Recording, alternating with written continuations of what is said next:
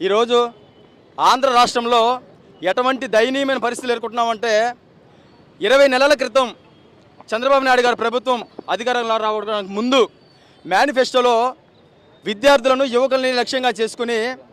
మాకు రకరకాలటువంటి హామీలు మా యువకులు కావచ్చు విద్యార్థులకు కావచ్చు నిరుద్యోగ వృత్తి కింద 3,000 ఇస్తాము, జాబ్ క్యాలెండర్తో ప్రతి సంవత్సరం 4 లక్షల ఉద్యోగాలు ఇస్తాము,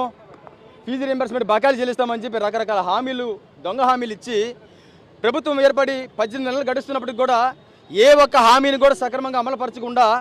మా హామీలను మాకు ఇవ్వండి, మీరు చెప్పినటువంటి ఏదైతే మేనిఫెస్టోలు పెట్టాలో అవి అమలుపరచండి అని అడిగినందుకు ఈరోజు ఆంధ్ర రాష్ట్రంలో విద్యార్థుల మీద యువకుల మీద అనేక రకాలైనటువంటి దుర్మార్గమైన అన్యాయంగా అరెస్ట్ చేయడం, వాళ్ళ మీద కేసులు పెట్టడం, వాళ్ళ మీద రౌడీ షీట్లు ఓపెన్ చేసే దుర్మార్గమైన పరిస్థితి బహుశా భారతదేశంలో ఈ ఆంధ్ర రాష్ట్రంలో ఉందని తెలియజేస్తా ఉన్నా.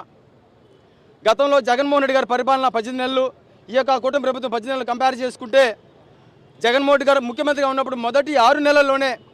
2 లక్షల పైచలకు వాలంటీర్ ఉద్యోగాలు ఇచ్చి 6 నెలల్లోనే సచివాలయ వ్యవస్థలు ఏర్పాటు చేసి దాదాపు 1,30,000 పైచలకు ఉద్యోగాలు, శాశ్వత ఉద్యోగాలు ఈరోజు ఇచ్చి ఒక చరిత్రతో కూడిన పరిపాలనని జగన్మోహన్ రెడ్డి గారు ఇస్తే ఈ 18 నెలల్లో చంద్రబాబు నాయుడు గారి ప్రభుత్వం, ఎన్డీఏ ప్రభుత్వం, కూటమి ప్రభుత్వం కావచ్చు, ఈ 18 నెలల్లో దాదాపుగా 2 లక్షల పైచలకు ఉద్యోగస్తులందరినీ, వాలంటీర్ ఉద్యోగస్తులందరినీ కూడా 10,000 ఇస్తామని చెప్పి వాళ్ళందరినీ కూడా రోడ్లు పాడేసిన పరిస్థితులు మనం చూస్తూ ఉన్నాం. సచివాలయ వ్యవస్థల్ని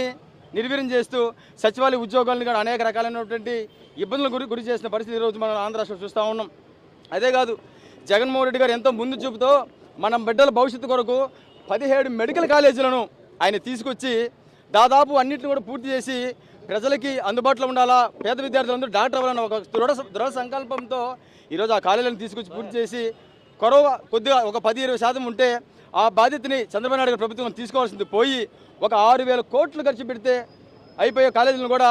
ప్రైవేటీకరణ అనే పేరుతో చంద్రబాబు నాయుడు గారి బెనామీలుగా దారాదత్తం చేయడానికి ఈరోజు పూనుకున్నాడంటే ఇంతకంటే దయనీయమైన పరిస్థితులు ఆంధ్ర రాష్ట్రంలో ఉంటాయని అనుకోవడంలా. అంతేకాదు,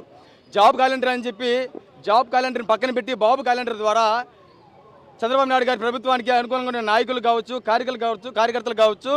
ఆయన బెనామీలకు కావచ్చు దోచిపెట్టే క్రమంలో కొంతమంది ఆయనకు అనుకూలంగా వ్యవహరించే మీడియాని కూడా వాళ్ళకి కమిషన్లు పంచే కార్యక్రమంతో పాలన సాగిస్తున్నాడు తప్ప విద్యార్థులకి, యువకులకి ఇచ్చిన ఏ ఒక్క హామీని అమలుపరిచే కార్యక్రమం చేయట్లేదని తెలియజేస్తా ఉన్నా. ఇదే విధంగా చంద్రబాబు నాయుడు కానీ మొద్దు నిద్రతో, మొండి వైఖరితో వ్యవహరిస్తే ఈరోజు వామపక్షాల సోదరుడు మొన్న మరి ఇతర వామపక్ష నాయకులందరితో కలిసి ఈరోజు మేము ఒక ధర్నా కార్యక్రమానికి పూనుకున్నాం.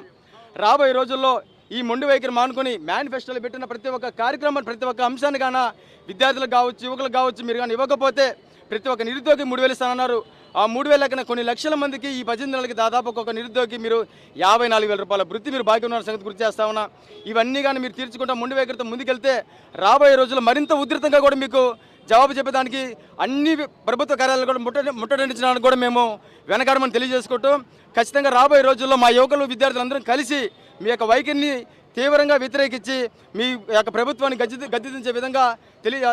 మా యొక్క పోరాటాలు ఉంటాయని హెచ్చరిస్తూ ఉన్నాం.